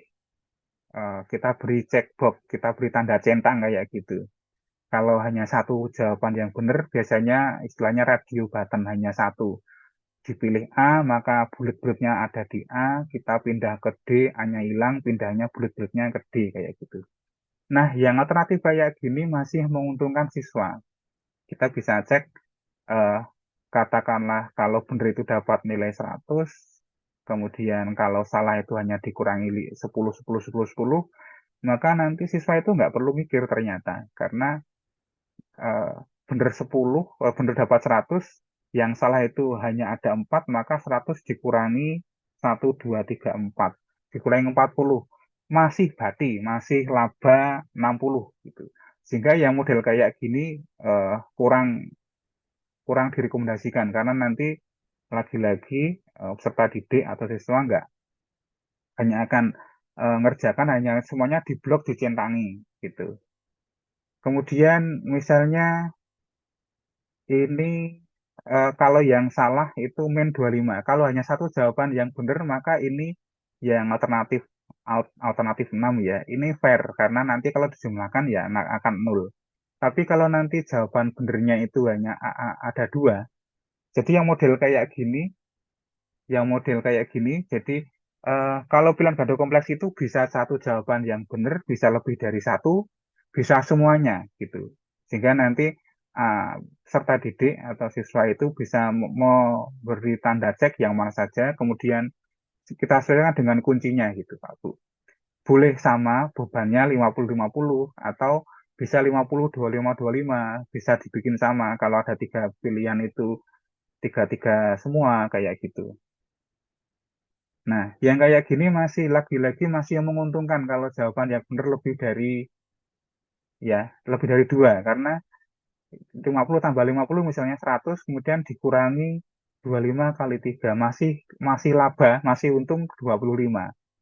Maka seandainya nanti akan diterapkan kira-kira pilihan ganda kompleks itu, kalau satu jawaban yang benar ya sama tadi dengan alternatif 6 ya, min 25 min 25, sehingga kalau jumlahkan itu nanti akan 0. Kemudian kalau ada 2, berarti nanti 3 yang lain itu nanti diberi nilai yang sama, sehingga kalau lagi-lagi kalau jumlahkan akan 0 kayak gitu. Hal ini satu, itu akan membuat siswa itu akan berpikir lebih serius. Yang kedua, mengurangi potensi kecurangan, karena bagaimanapun juga meskipun ini pengalaman pribadi Bapak Ibu mungkin pengalamannya sama ya. Jadi belajarnya itu harapannya seminimal mungkin gitu, seperti menerapkan prinsip ekonomi ya. Tapi manakala asesmen itu diharapkan nilainya itu semaksimal mungkin gitu loh. Uh, Kemudian bisa menggunakan berbagai macam cara, ada yang bisa ngopen internet dan seterusnya kayak gitu. Nah, dengan pilihan ganda kompleks itu diharapkan nanti potensi kecurangan itu akan berkurang gitu. Baik, sementara itu Bapak Ibu, dari judul di awal tadi sebenarnya kalau kita asesmen berdasarkan data itu harapannya kita ngambil data yang benar-benar valid, tetapi saya rasa nanti Bapak Ibu bisa menetapkan sendiri, utamanya asesmen yang formatif, karena itu nanti akan dipergunakan untuk bagaimana kita merancang pembelajaran agar sesuai dengan karakteristik siswa peserta didik kita. Kemudian boleh jadi dari asesmen itu nanti yang formatif itu nanti akan muncul pembelajaran yang diferensiasi. Pembelajaran berdiferensiasi itu ya sumbernya bisa berasal dari asesmen formatif yang sudah kita lakukan di awal. Hanya mengingatkan Bapak Ibu untuk diferensiasi mohon tidak lagi menggunakan gaya belajar, karena ternyata gaya belajar yang audio, visual, kinestetik itu pseudoscience yang digatuk-gatukkan dengan sains, sehingga harapannya anak-anak kalau misalnya gaya belajarnya itu audio, ya tetap bagaimana agar dia bisa visual, bisa kinestetik dan seterusnya, agar ketiga gaya belajar itu semuanya berkembang gitu. Jadi dari asesmen formatif dapat digunakan untuk refleksi dari pembelajaran yang sudah kita lakukan itu sudah baik atau belum. Kalau belum, dapat segera kita sikapi dengan merubah strategi, kemudian juga dapat kita gunakan untuk pembuatan kelompok dan seterusnya. Sementara itu yang dapat kami sampaikan, mungkin nanti ada sesi sharing ya. Kami persilakan karena waktu masih cukup. Sementara dari saya cukup sekian, kurang lebihnya mohon maaf. Saya akhiri, Assalamualaikum warahmatullahi wabarakatuh. Waalaikumsalam warahmatullahi wabarakatuh. Mungkin kita beri aplaus terlebih dahulu ya Bapak Ibu, meskipun mungkin nggak kedengeran gitu ya. Oke, terima kasih Pak Srianto atas semua materi yang dijabarkan tadi dan sangat menarik sekali, rigid sekali. Dari materi yang telah dijabarkan tadi, guru sepertinya dituntut untuk merancang pembelajaran sesuai dengan kemampuan siswa yang heterogen gitu. Kemudian menyimak dari materi tadi,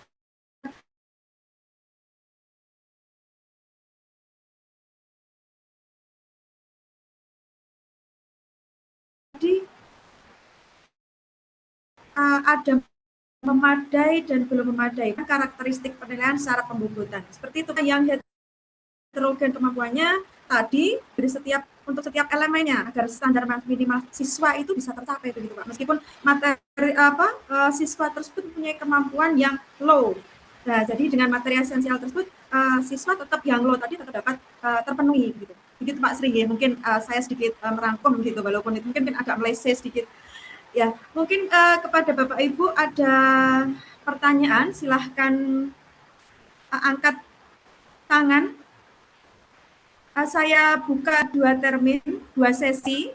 Sesi yang pertama silahkan ada 3 pertanyaan, mungkin bisa dimulai. Monggo Bapak Ibu.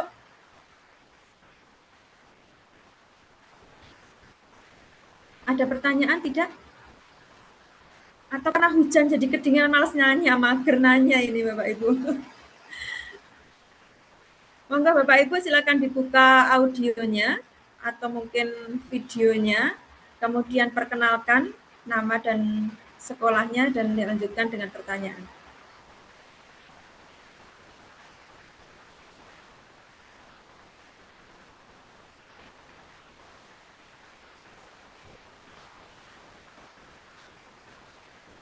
Atau mungkin Bapak Ibu bisa mengetikkan di meeting chat.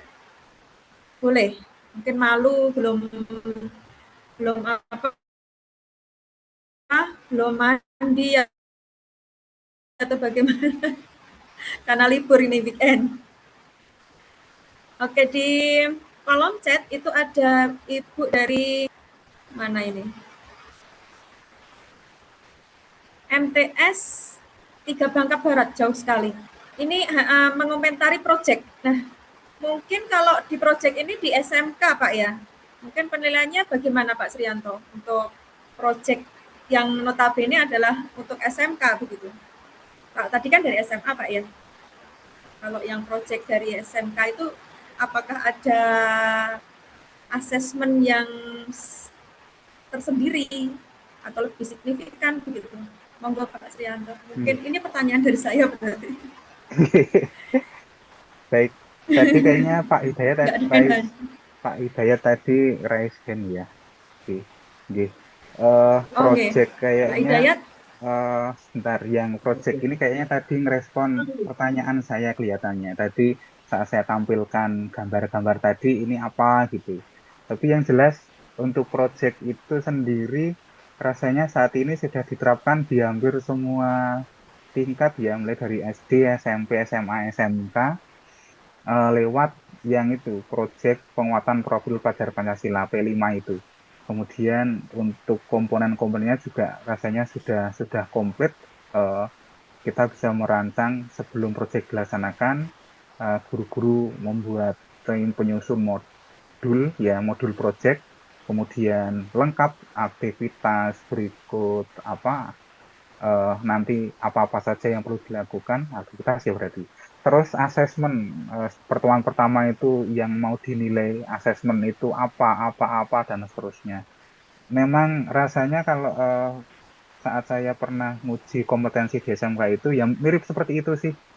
Tetapi sudah saat ini diterapkan ke semua jenjang pendidikan dengan adanya P5, Proyek Penguatan Profil Pelajar Pancasila itu. Kira-kira seperti itu mungkin Bapak Ibu yang lain bisa menanggapi karena ini ajang sharing and growing together. Terima kasih. Sharingnya bebas saja Bapak Ibu, monggo. Kalau misalnya malu gitu ya, bisa tidak diaktifkan videonya. Monggo Bapak Hidayat. Oh Pak Nurul, monggo Pak Nur. Terima kasih. Mbak Sri, ini saya mau curhat ini. Untuk penilaian, baik itu formatif maupun sumatif, itu saya sering kehabisan waktu. Jadi akhirnya terburu-buru ya karena materinya banyak. Nah ini saya mohon nanti yang pertama itu tips-tips kita untuk melakukan formatif dan sumatif itu yang enjoy seperti apa. Kemudian yang kedua mungkin Pak Sri bisa menambahkan aplikasi-aplikasi yang bisa digunakan membantu guru untuk menganalisis data dari asesmen ini. Demikian Pak Sri, 2 pertanyaan. Matur nuwun.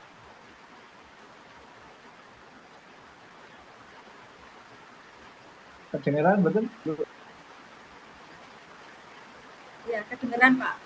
Ini juga ada pertanyaan, mau jawab Pak Nur dulu atau ada pertanyaan di chat Pak? Ya Pak Nur dulu. Oh ya, siap-siap. Monggo Pak. Aduh, Pak Nur ini masalah kita sama Pak ternyata. Formatif dan sumatif itu memang awal, ini rasanya pengalaman kita bertahun-tahun ya Pak Nur. Jadi awal itu kita lakukan formatif. Formatif itu kita bisa ngecek kondisi awal seperti apa dan seterusnya. Kemudian kita mencoba pembelajaran dengan berbagai macam teknik, dengan metode dan seterusnya. Diferensiasi dengan apa-apa dan seterusnya. Kemudian tapi ternyata loh banyak libur. Nah, ini yang jadi sok-sok kita kurang perhitungan. Pas jadwal di kelas tertentu ternyata ketabrak libur apa sehingga akhirnya eh, waktu kurang 2 bulan sebelum semesteran sih masih mending ya, masih cukup waktunya. Kadang tinggal 1 bulan, kemudian akhirnya ya kita ngebut ya gitu. Tipsnya hanya ada satu, Pak Nur dan Bapak. Ini mengingatkan saya sendiri, terutama eh, kita menyiapkan dalam membuat rancangan pembelajaran dalam 1 semester itu ada waktu cadangan. Waktu cadangan itu nanti ya kita buat beberapa kali, ya harapannya itu cukup untuk antisipasi kalau nanti delalah ada libur atau mungkin ada kegiatan sekolah yang harus meliburkan, eh, bukan libur sih istilahnya, mungkin belajar di rumah ya, meskipun nanti implementasinya ya mirip-mirip libur. Itu ada jadwal cadangan, ada waktu cadangan untuk pertemuan.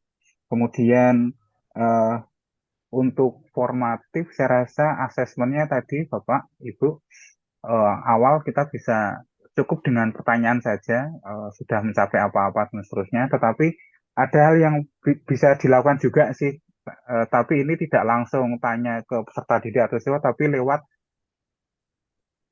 mungkin ini cocoknya untuk sekolah dasar sih. Jadi kalau ada siswa naik kelas 4, nah kita bisa tanya ke guru kelas 3-nya kemarin itu siswa sudah dapat apa-apa. Kemudian kita bisa dapat juga data siswa-siswa yang perlu perhatian, siswa-siswa yang unik kayak gitu.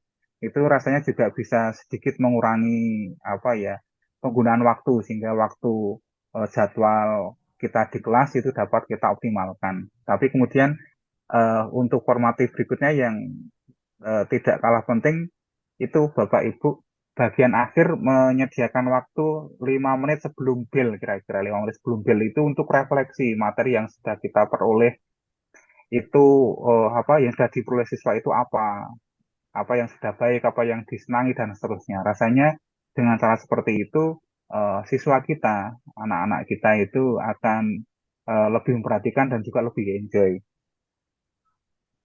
Itu yang pertama. Yang kedua, aplikasi yang dipergunakan, Bapak Ibu, sebenarnya harapan kita semua sih ini awal-awal dari lagi-lagi sharing kita ya. Eh, karena saya yakin Bapak Ibu berbeda sekali aplikasi apa, sistem apa yang digunakan untuk asesmen itu. Eh, karena kebetulan saya terbiasa menggunakan spreadsheet atau pakai Excel, maka kemudian hampir semua asesmen itu kalau dapat diekspor ke format CSV atau Excel, gitu, kemudian kita bisa buat rumus tersendiri di Excel. Nah, saya tidak bisa menyebutkan aplikasi apa yang dapat digunakan yang ada di dunia ini ya, yang ada di pasaran, yang ada di internet, karena kebetulan yang saya pribadi butuhkan itu dapat dibuat sendiri pakai rumus-rumus pakai spreadsheet, pakai Excel itu. Sehingga nanti seandainya memungkinkan, mungkin kita bisa apa ya, kita bisa bikin grup atau apa, kemudian ada contoh kasus apa, kemudian nanti bisa sama-sama kita selesaikan kayak gitu. Jadi untuk yang kedua, Bapak Ibu, saya tidak bisa memberi saran aplikasi apa kayak gitu, karena sebenarnya kita bisa membuat formula sendiri. Tetapi saya rasa saat ini dengan kemajuan teknologi banyak sekali yang dapat digunakan, apalagi munculnya artificial intelligence, kecerdasan buatan, yaitu akan kayaknya semakin dipermudah gitu. Kita mau melakukan apa, datanya apa, tinggal dimasukkan gitu. Sementara itu Bapak Nur ya, mohon maaf jika ada hal yang kurang, nanti Bapak Ibu yang lain bisa menambahkan. Kemudian bergeser ke chat.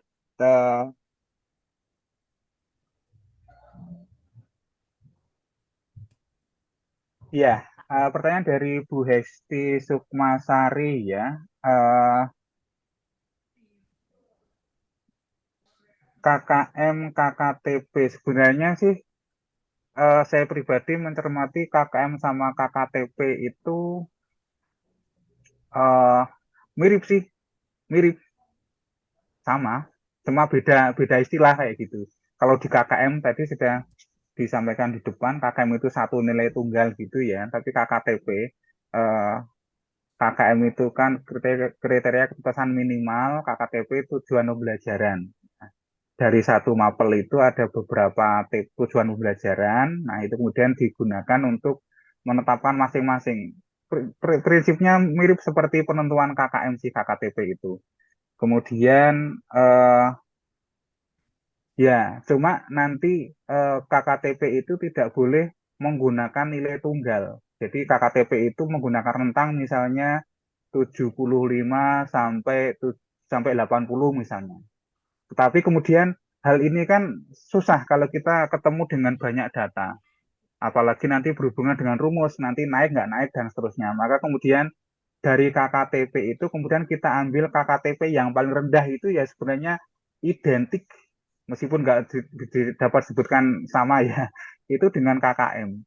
Sehingga untuk contoh sih sebenarnya mirip sih Bu, cuma KKTP itu nanti di bagian paling akhirnya itu nanti ya seperti KKM. Jadi dari rentang nilai itu, nilai paling minimnya itu berapa, itu yang kemudian kita gunakan untuk membuat rumus-rumus kayak gitu. Untuk contoh saya rasa sama gitu ya. Kemudian ada Pak Yul, analisis butir soal saya pakai Excel Pak. Nanti seandainya dibutuhkan saya bisa share ya. Tetapi sebenarnya bisa dibuat di customize sesuai dengan kondisi sekolah gitu. Nanti beberapa sudah saya protect. Nanti seandainya dibutuhkan saya bisa edit bagian mana agar misalnya kop sekolah itu nanti dapat diedit bagian mana, kemudian diprotek lagi kayak gitu, sehingga nanti ya bisa dipergunakan. Saya pernah membuat analisisnya itu pakai untuk soal yang pilihan ganda, ada yang menggunakan IC, ada yang IC itu juga bisa, tetapi nanti itu tadi eh, perlu ada beberapa hal yang perlu dilakukan agar dokumen itu sesuai. Gitu. Ya, Bu Sutini, Bu Sutini juga pertanyaan sama dengan Pak Yul. Nanti saya cari-cari lagi Pak, karena saya sudah lama nggak pakai apa ya, karena menggunakan LMS, soal cenderung menggunakan pilihan ganda ya, akhirnya yang analisis menggunakan Excel yang untuk IC itu ada di arsip, nanti bisa dicari lagi. Tetapi untuk kalau Bapak Ibu menggunakan, saya rasa Bapak Ibu banyak yang menggunakan Google Form ya, Google Form untuk asesmen. Itu dulu sempat saat pandemi, saya pernah membuat analisis butir soal untuk Google Form. Google Form itu nanti diekspor hasilnya, kemudian nanti bisa dilakukan. Tetapi nanti lagi-lagi kayaknya perlu ada penyesuaian beberapa rumus gitu. Sementara itu Bapak Ibu untuk Excel nanti dapat kita share di grup ya, Bapak Ibu yang ada di grup WA nanti. Tapi rasanya tidak bisa segera karena saya harus mengulang-ulang beberapa yang saya protek. Saya protek itu saya harus nyari passwordnya dulu, mas dulu itu apa gitu. Sementara itu Bapak Ibu, mungkin ada hal lain, dipersilahkan. Monggo Bu Rina. Ada Bapak Ibu lain yang masih ingin bertanya atau mungkin mau curhat begitu Bapak Ibu, mumpung masih ada waktu 10 menit. Kalau masalah anak-anak masalahnya banyak curhatnya gitu. Oh ya, untuk Bapak Ibu link presensi sudah ada di meeting chat ya, atau di grup WA bisa diisi. Kalau tidak ada nggak ini Bapak Ibu nih? Pas ya, mungkin sudah sore dan ini sudah hujan, mungkin hujannya merata Pak Sri, jadinya berisik mungkin ya. Oke, kalau begitu mungkin dari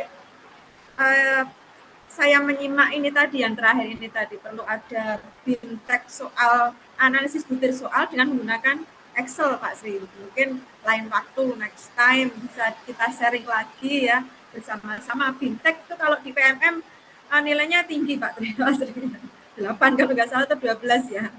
Oke, mungkin kedepannya mungkin bisa kita agendakan untuk hal ini. Oke, kalau begitu kita tutup saja Bapak Ibu.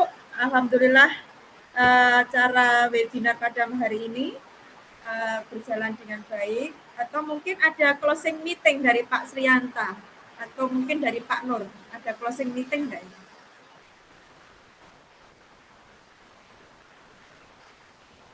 Dari Pak Nur Hidayat mungkin ada closing meeting? Ya, terima kasih Bu Rina. Jadi menarik sekali ketika kita bicara asesmen ya, jadi tidak ada habisnya. Karena selalu walaupun muridnya berulang, tetapi kita meningkat ya. Nah, dan menarik sekali sebenarnya kalau kita memang bisa mengembangkan sendiri. Jadi kalau sementara ada Ambuso, analisis butir soal, kadang-kadang kita rumusnya tidak tahu, kalau ada yang copy sudah ada yang salah, ya jadinya salah total. Nah, ini mungkin memang sebagai guru wajib bagi kita untuk bisa analisis yang sederhana saja. Jadi sampaikan Pak Sri tadi yang mulai dari yang hal-hal yang sederhana sehingga kita tahu korbannya nanti arahnya kemana dan perbaikannya yang seperti apa. Jadi mungkin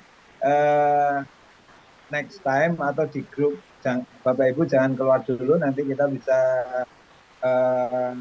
berbincang di grup WA dengan Pak Trianta. Jadi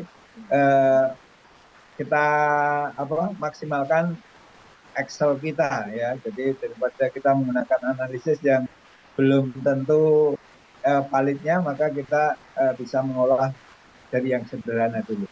Gitu Bu Rina. Terima kasih. Baik Pak Nur. Ya, terima kasih Pak Nur. Sebelum berpisah saya mau ngasih pantun buat Bapak Ibu, walaupun cuma sedikit pesertanya, tapi kayaknya kalau walaupun sedikit tapi eksis ya dari pagi sampai sore, dari siang sampai sore ini tadi cakep semuanya. Oke, main gitar pakai senar, cakep. Cakep itu Bapak Ibu ya. Cakep. Senarnya putus karena frustasi. Saya mohon izin untuk menutup webinar. Semoga materi-materi tadi dapat diapresiasi. Alhamdulillah. Iya. Mohon maaf jika banyak kesalahan dalam kami membawakan acara, Bapak Ibu. Atau mungkin videonya bisa dibuka lagi, kita foto bareng gitu Pak Host. Ya, gimana kita Pak foto Host, bareng, betul. Kita ya, foto bareng. Monggo videonya dihidupkan dulu Bapak Ibu. Biar kelihatan cantik dan semangatnya, cakepnya gitu. Silahkan Pak Host, hitung enggak? 1, 2, 3. Oke. Terima kasih Bapak Ibu atas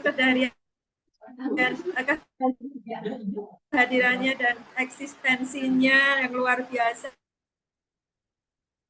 Ya, jangan lupa Bapak Ibu untuk isi presensi hari ini, semoga bermanfaat dan barokah. Amin ya rabbal alamin. Oke, kita tutup bersama terlebih dahulu. Sertifikat nanti online Bapak Ibu, nanti bisa di-download dan kita share bareng-bareng di grup. Begitu. Oke, kita tutup bersama dulu webinar pada hari ini, dan semoga nanti berkah barokah untuk anak-anak didik kita juga. Dan hari ini alhamdulillah bisa bermanfaat. Kita tutup dengan baca doa bersama. Doa kita persilakan. Alhamdulillah. Doa selesai. Akhirul kalam dari saya. Wabillahi taufiq wal hidayah. Assalamualaikum warahmatullahi wabarakatuh. Waalaikumsalam. Waalaikumsalam warahmatullahi wabarakatuh.